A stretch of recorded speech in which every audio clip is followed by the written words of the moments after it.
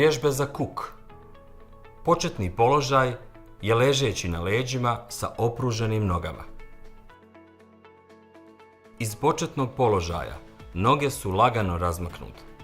Jednu pa drugu nogu maksimalno moguće rotirati prema unutra i to tako da se stopalo usmjeri prema unutra.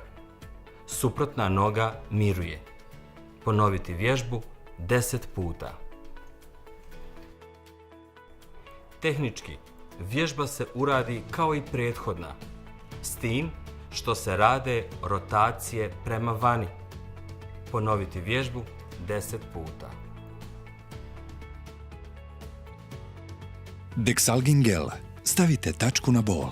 Pri upotrebe pažljivo pročitajte uputstvo o lijeku. Za obavijesti o indikacijama, mjerama opreza i neželjenim dejstvima lijeka posavjetujte se sa ljekarom ili farmaceutom.